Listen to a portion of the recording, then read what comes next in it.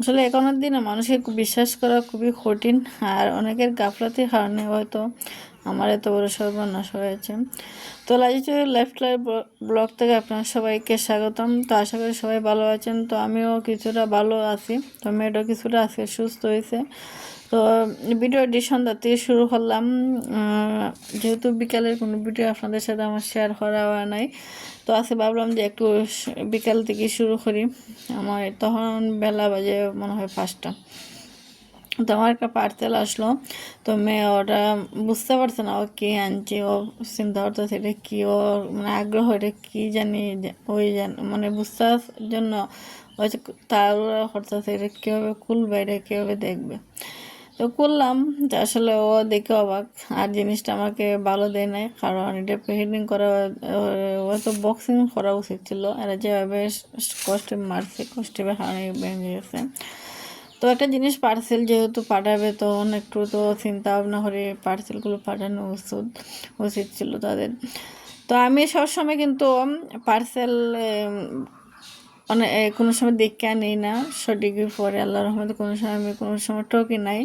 তো এবার প্রথম টকলাম, তো এখন থেকে আর ভুল করবো না। যদি আমি কোনো পার্সেল আনাই, তাহলে আমি সবসময় অনলাইন থেকে কোনো জিনিস আনলে সবসময় এগুলো চেক করে রাখবো, আর এই ভুল কখনো করবো না।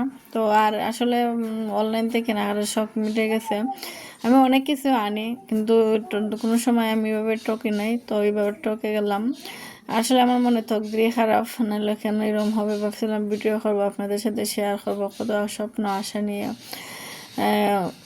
আমি ডাইপারটা কিনে আনছিলাম। আর এই ডাইপারটা আসলে তেমন সুবিধা হয় নাই। ভিডিও করতেছি যেন খুব কষ্ট হয় এই ডাইপার দিয়ে ভিডিও করতে। তারপরে যাই হোক, কিছু করার নেই, ভাগ্য নসিব যদি খারাপ থাকে তাহলে আর আমাদের কিছু করার থাকে না। তো আমার নসিবই খারাপ ছিল, নাহলে তো এমনটা হওয়ার কথা ছিল না। সব পার্সেলই আমি ভালো পাই, কোনো সময় অনলাইন থেকে এনে কোনো জিনিস আমি টকি নাই। আজকে আমি একটা ভিডিওর জন্য যেহেতু একটা জিনিস আনলাম, ভাবছিলাম হয়তো আপনাদের সাথে সুন্দর একটা ভিডিও উপহার দেবো। আমার যেহেতু কোনো ডাইপড নাই, আমি এমনি খুব কষ্ট করে ভিডিও করি, আর আমার তো কোনো ক্যামেরাম্যান নেই যে ক্যামেরা ধরবে, এমন কোনো এক্সট্রা কোনো মানুষ নাই। আমার ভিডিওগুলো খুব আমি কষ্ট করে হ্যান্ডেল করতে হয়। তো যাই হোক, কিছু করার নাই, আর তাদেরকে দোষ দেওয়ার লাভ নেই, আমার নসিবই মন্দ। তো ওরা একটু সতর্ক করে দিলে হয়তো আমার পার্সেলটার ভাঙতো না। তো আমার একটাই ভুল হয়েছে, আমি রাইটারম্যানের সামনে যে পার্সেলটা খুলতাম, তো হয়তো আমার এই জিনিসটা আমি ফেরত দিতে পারতাম। তো যাই হোক, আমার লস হয়েছে। এখন মানুষ টকলে যেখানে এইখানে যেখানে টক এইখানে মানুষ শিখে, তো আমিও শিখলাম। আর এখন থেকে পার্সেল যাই আসে, তো আমি একটু যাচাই করে কিনে নেব, আর এই ভুল কখনো করবো না। তো চেষ্টা করবো, এগুলো আসলে আমি কোনো সময় অনলাইন থেকে কিনি না, সবসময় চেষ্টা করি। যেমন ধরেন ইলেকট্রনিক যেগুলো জিনিস, এগুলো কিন্তু আস্তে আস্তে অনেক সময় ভেঙে যায়। তো এগুলো আমি কাছের কোনো জিনিস, এগুলো আমি মার্কেট থেকে কিনি। কাপড়টা আমি বেশিরভাগ আমি অনলাইন থেকে শপিং করি, কারণ এগুলো তার ভাঙার ছিঁড়ার কোনো চান্স থাকে না। তো যাই হোক, আপনার সাথে কথা বলতে বলতে তো আমার দুঃখের কথা আর কি বলবো, এখানে কিছু করার নাই। তো আমি এখন ঘরের হাতগুলো এক এক করে গুছিয়ে নিতেছি। তো আমি আমি সবসময় হাত দিয়ে মুছি, আমি কোনো সময় আমি